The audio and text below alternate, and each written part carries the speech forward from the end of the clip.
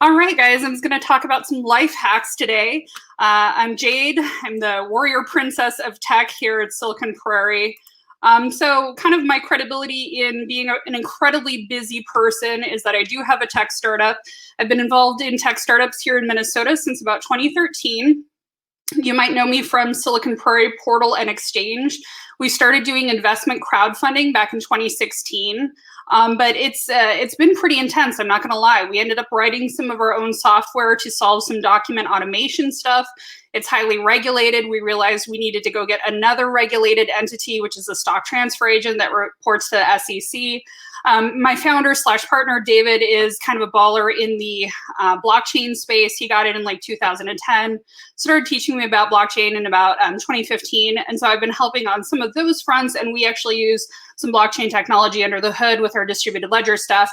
Everything that we do is US dollars and US financial securities, but that really hasn't changed.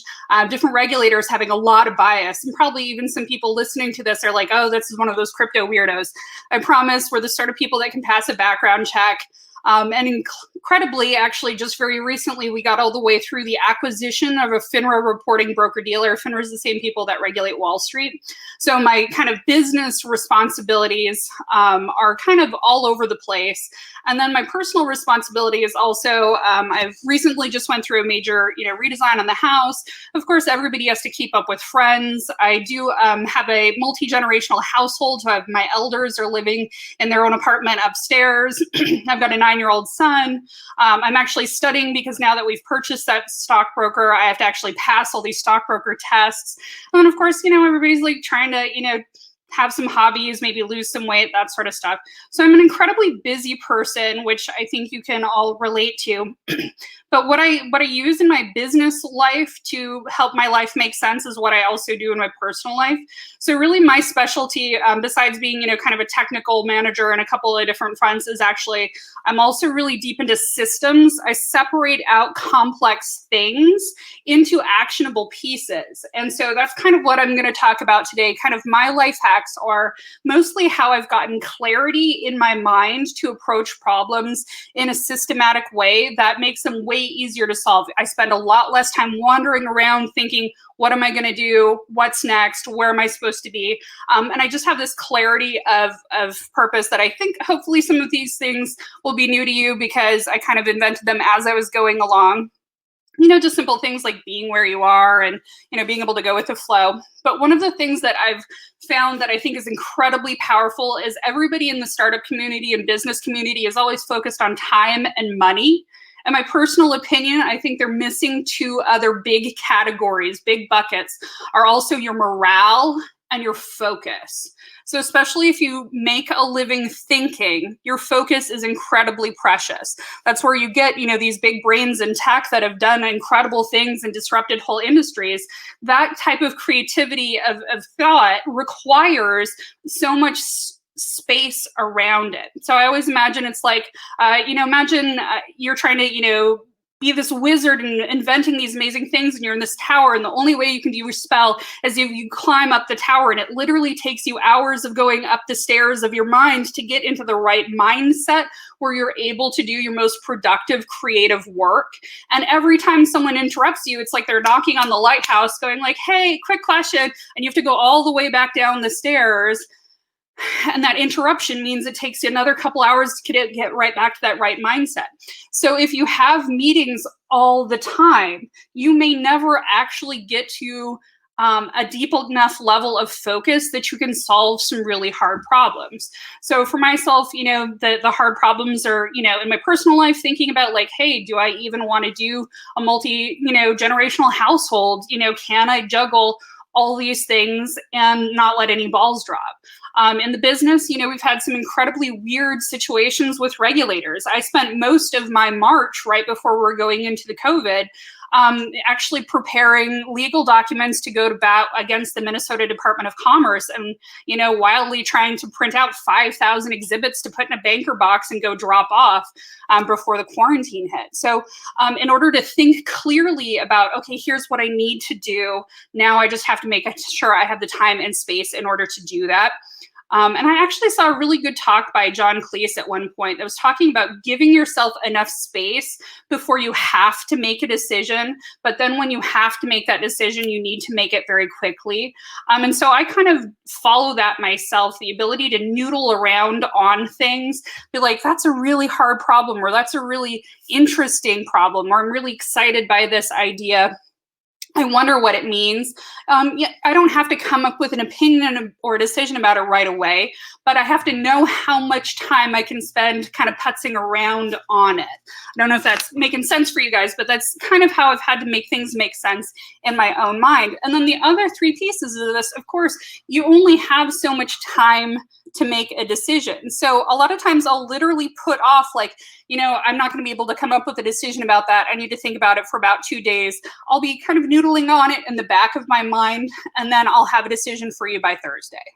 And that actually helps preserve my time. So I'm not trying to get blood from a stone and come up with something all of a sudden when I just don't have it to give. And of course, money and morale also fall into that. Like, I essentially think of these as 4 different gas tanks.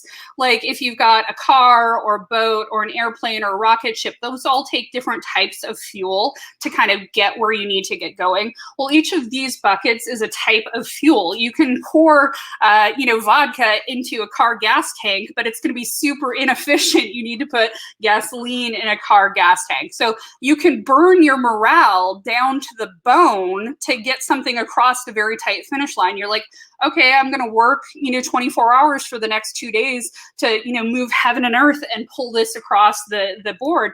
But, my morale is going to be so low that if I do not take another couple of days to recover, I'm going to break my brain. And if you make a living with your brain, it's really important not to break that machine. So, of course, you can buy time with money. That's something that we're all doing. If you buy somebody's help, whether you get a babysitter for your kids or you hire an accountant, or even fractional CFO, like Lee, the person who was on before, is the fractional CFO for Silicon Prairie. Big fan of his. So you can buy time and expertise, but of course that takes money. So if you don't have enough money, you don't have any gas in the tank, you got to do some stuff to go get money. And so those things can all be interchangeable. You can burn, one to go get some more of the other. Like, if I need a babysitter, I can burn some money so that I have time to spend my 4 hours of focus to actually come up with a solution that might be better than if I was just putzing around for a whole month. Those kind of lightning strike moments need space around it. So I just encourage you to think about, you've got these kind of buckets, not just time and money, but also morale and focus. And so some of the best life hacks that I have are actually ways that I'm trying to make sure that I'm getting twofers and threefers, because I've gotten so busy, I really can't stand to do one thing at a time anymore.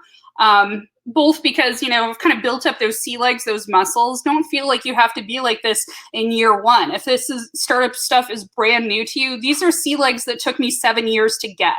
If you are not this busy, don't feel bad. Your time will come, I promise. Rest when it is time to rest, work when it is time to work. So my next slide here. This is another thing, kind of how I systematically pull things apart to think about them. So for every startup, every business, and every life actually has a few different swim lanes of things you have to pay attention to all the time. Otherwise, it's kind of like you're going to drop some balls. And so I kind of sometimes even think like this is like a circus and you're spinning some plates on a stick. If you've seen a circus act, you've got to get 1 spinning, number 2 spinning. By the time you've got number 3 spinning, number 1 needs some more work. And that's really kind of the juggling act of putting together startup life as well as your own personal life and being able to solve those problems, is I have to be able to correctly bin what exact type of problem I'm facing. So, in your personal life, you might be thinking, hey, I want to get into startups because I want to make some money doing something that I think is solving a valuable problem. Well, in that case, you're going to have to look and say, okay, what is going to meet my personal needs as well as my professional overlap, and where can I go get that money? Am I trading my time for money? Am I getting a side gig? That sort of stuff. Otherwise, it can be things like, okay, I have money, but I don't know how to make this stupid thing work. okay, what do I actually have to do to spend some time to research a solution? Very early on, I found that I absolutely love this software called Lucid Charts. It's like a jankier version of Visio, but it's super cheap and it does the job. And that's all what I'm about right now in my life. So, just finding a tool that actually helps me organize my thoughts in a constructive way so that I can actually get work done and explain it in such a way that other technical people can build what I actually need. So I really think of there's these different swim lanes. Of course, there's your executive function. That's where every day you have to make hundreds of decisions when you get about as busy as I am. And, it can be little ones, but there is a type of fatigue that sets in from decisions. So that's why I protect my morale. A lot of times I won't get into something. Like right now, a lot of people are very excited about politics. I'm like, I only have this much bandwidth to worry about politics. That's only the stuff that I can touch, was having to do with Minnesota Department of Commerce, a couple of senators here, and maybe lightly touching in with, a couple conversations with the governor. That's all I can touch. That's all I can worry about. That's as much time and focus as I can put on that particular category. Because otherwise I'll run into decision fatigue and I won't be able to get what I need to, actually the decisions that depend on me, like, hey, are we going to go in this direction or that direction, actually made. So, of course, marketing, I put that specifically ahead of technology on this list because a lot of times people that are deeply technical will kind of discount how important sales is to a startup. And I got to say, if people won't pay you, it is a hobby. So you've got to get some customers. Of course, finance, like Lee was talking about earlier, you got to have gas in the tank. So you might be spending a lot of your time fundraising or thinking about, hey, do I invest my own personal savings into this? Or, do I tighten the belt or do I spring for a fancier expert, whatever, and those sort of decisions have to be made from a strictly financial kind of math. You're doing the actuarial thoughts around that, so like finance, your decisions might be like, hey, should I try and get an SBA loan? Those are kind of onerous. Or should I try and get a VC, but how much of my business I'm going to own years later? Making sure that you're actually thinking about those thoughts in the appropriate lane will kind of separate out a lot of complexity. So like, should I go do some fundraising actually belongs in that kind of finance swim lane. That's the kind of keeper the keys on the gas tank. Right? So if you don't have enough money or you're thinking about valuation, all those sort of things, if you try and solve that from a technical or a marketing perspective, you're going to spend so much time frustrated and frazzled because you're not doing the math in the correct kind of swim lane, if that makes sense. Of course, technical things, those are nice because they're concrete, knowable things a lot of the time. You can a lot of times Google some sort of answer. It's not cheating to take advantage of something that somebody else has already built. We're technology agnostic. We will not reinvent the wheel because just there's so many other things going on. You're keeping your plate spinning. I do not have time to indulge in the kind of self-gratification of reinventing something just to feel like I made it and it's perfect and my baby is beautiful. I really have to look at like, okay, what can I use? And we're kind of building out the bridge as you're driving across it. You've got to be able to have those pieces in place. And then of course, operations, people a lot of times leave this one for last. For us as a fintech, compliance is foundational. We have to care about legal things every single day. If we do one thing wrong, it can kind of crumble the empire. So we've got like a dozen different lawyers that each do different things for various purposes. And I'll talk a little bit about that, how to think about your kind of operations in terms of, one, don't underestimate how difficult the job of managing people is. You will absolutely have to get used to hiring and firing people. And if that's not something that you've done before, it's weird and that hurts that morale. So you got to give yourself time and think about it. I like to front load my freakouts and put the focus up front, know what I need, and then have a real clear trigger in mind. If this happens, that's the line in the sand, then I must follow through on decisions that I've already made. And now it's just executing on them. And so, HR type stuff, legal type stuff, that all fits under operations. It might be, contracts that you have for particular personnel. So this is what happens with those swim lanes working over time. And so sometimes one of the things that will bog you up the most, like my biggest life hack is knowing what thing needs attention when over a period of time. So this is just an example of how thinking of those things like in swim lanes has been the shortcut for me. A lot of times I'll be in some sort of business meeting, like a sales meeting, or, we're having a technical discussion or whatever. And I'm like, stop guys, we're actually trying to solve a technical problem with marketing. And that's out of order. You're using a hammer for a wrench. You're going to have a bad time. So a lot of times, literally what my job is to do is to think about all the different things that have to work in kind of like a concert. You're like a conductor. Okay, and so you've got these swim lanes. So like, for example, with our investment crowdfunding, we've got this whole royal level of rule makers. We've got the actual campaign company that needs to raise the funds. We technically, as the portal, have to do a bunch of things. And then the investors also have to be brought to the party so that the campaign company can get some money. And what we're doing is that from that starting line, we're piercing through the different layers that have to be hit in order to like unlock the entire process. So this is kind of a Candyland diagram, if you will, of thinking of those swim lanes. So I do that in my own personal life too, when you're kind of thinking about, okay, what 3 things do I have to get done this next week? We're coming up in the fall. It might be like, oh geez, I self-buy my medical insurance. I better double check and make sure that's fine while I'm allowed to change that in November. So in my personal life, that's an operational sort of thing. This is the time of year where you got to think about insurance things. Is there anything else that must go in front of that decision or after? So I have to think about, well, I do have a kid and I have an ex. Do I have to think about, am I adding Brandon? Is his changing at all? And so that will give you the flow over time of things that are upstream and downstream of whatever you need to worry about. And that will give you kind of your marching orders for the week and for the month and for the year and for the vision of the business and for your own personal life. If you have this, if you're single and you want to be married in a couple of years, you better put that on one of your task lists, right? You got to spend some time dating so you can pick somebody out and get married. That stuff doesn't happen all at once. So where along the line are you going to fit those sort of things in?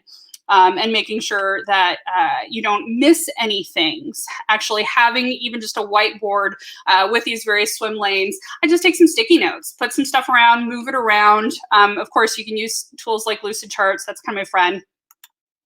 One of the things that actually is I think one of my best life hacks is learning to very quickly recognize who is a vendor or a service provider and who is a customer. There is a lot of excitement around tech startups. And so there's a lot of people that really wish they were founders, but actually right now they're kind of selling their services as a web developer. There's, attorneys that really position themselves as the sage that's going to help you guide your business, but they are a vendor, and in your own personal life too. Like, I consider my personal body, it doesn't look like it take super great care of myself, but if you don't, the morale takes a hit. So I go get that cortisone shot in my shoulder. I think of the doctor as a vendor, and I'm like a car and they're the mechanic. Like, doc, I got to get the shoulder fixed so I can get back on the road. And so it's kind of been a weird reveal, I think, to think of, okay, I want to build out my brain trust of people that can solve things that are outside of my scope of expertise. So you're absolutely going to start keeping an eye on people that might be, the accountant that you want, the marketing team that you want, the legal team that you want.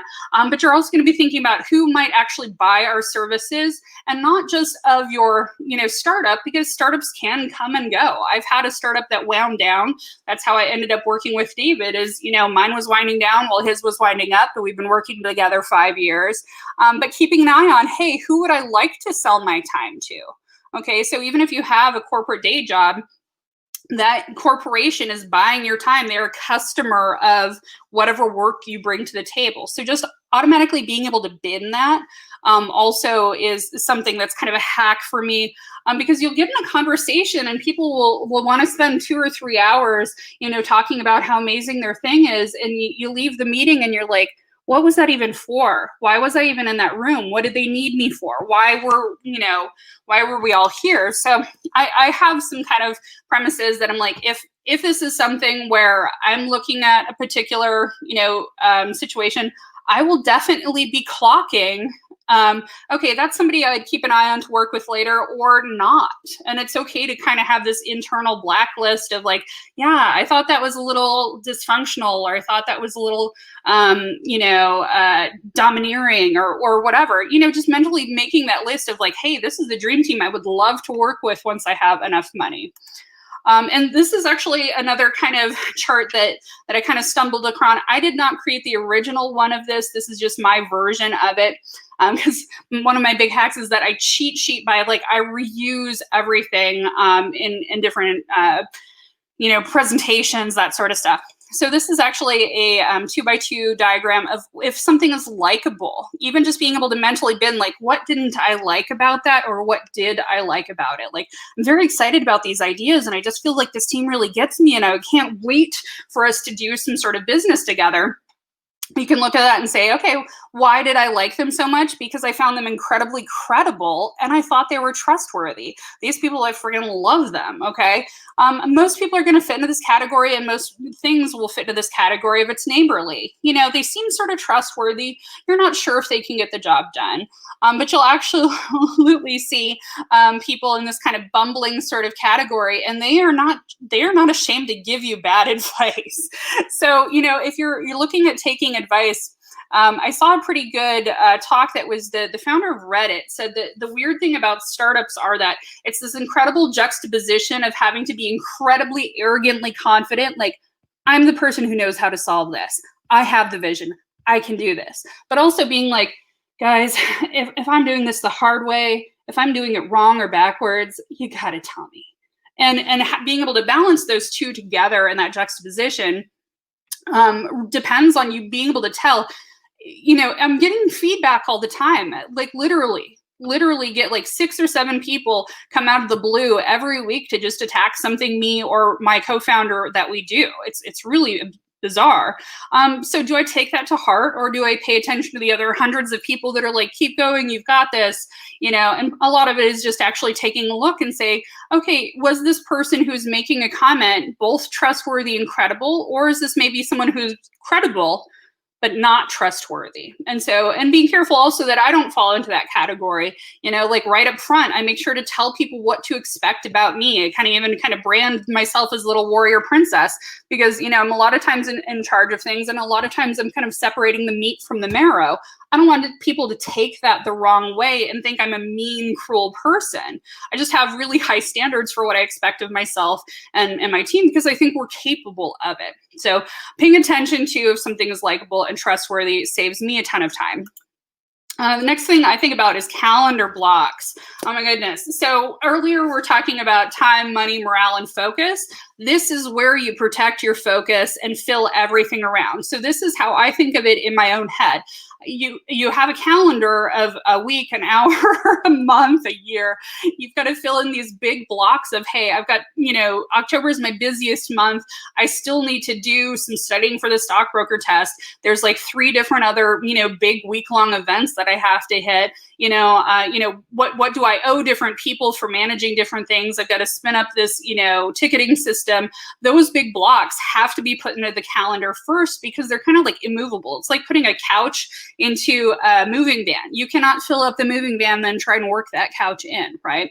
So you take those big chunks and you work backwards from there. So things like team and morale, I absolutely do spend a fair amount of time recreating, and I make sure to spend some time doing that. I put that in on like a Sunday afternoon or a Wednesday. So every couple of days I can have something fun to look forward to let off some steam. If you do not schedule it, it will not happen when you get this busy. So schedule it. You have to. It's like a health protective spell, essentially. And then, sales calls, those always take longer than you would think. I always give myself a half hour on either side. So if it's an hour-long sales call, I do not budget my time like I'm instantly going to be going to the next thing. It just never works that way for me. So pragmatically, I just accept that. And then all the other little daily tasks like emails and, picking up lunch for the kid and, do I have those prescriptions? The floor needs to be vacuumed. I owe some people an answer about something, fill in around there. So you get this kind of peas and carrots on the last column that helps your life sort of stay sane, and you don't miss any of the big pieces, and you don't never have time to think hard about the big decisions because you kind of engineered it for success. I think I'm kind of coming up towards the end here. So one of the things that's kind of my biggest hack too is when you get to a certain level of busyness, I kind of have to get twofers and threefers for everything. So, of course, I've got a tech startup. I've got house stuff like everybody. Of course, you trying to stay in touch with friends. I'm just delighted that so many people actually were saying that they were going to come today, because even if I don't say hi or reach out, I'm thinking about our tech community constantly. I care a lot about our business community.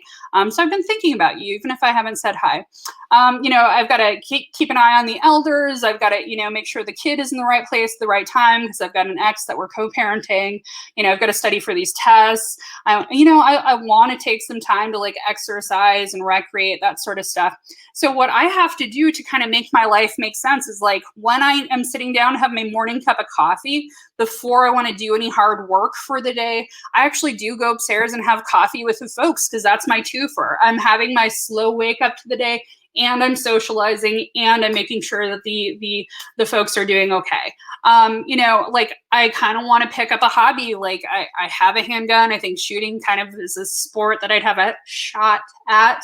But I don't have any business spending, a few hours a week in, a shooting gallery by myself. So what I've got to do, and the kind of bullseye here on the side is okay, well, maybe what I'll do is I'll go ahead and make a meetup where I'm going to bring in some friends and some networking people. I'll get my little, shooting club together, and we can talk shop about work. We can network. We can, recreate all together and get a threefer out of that is kind of my target, if you will. So that is, I think, coming up on my last one. I do just have a slide. If you are curious about Silicon Prairie, if you're curious about me, I want to make sure that I'm findable. I end up getting so focused on my own stuff, I'm kind of navel gazing most of the time. It doesn't mean I don't care, but we do bin our time. This is kind of one of the best tips that I got actually from Matthew Dornquist from Code 42, is he'll kind of say, hey, I set Friday mornings for getting a coffee with people. I just followed in suit on that. I'm okay.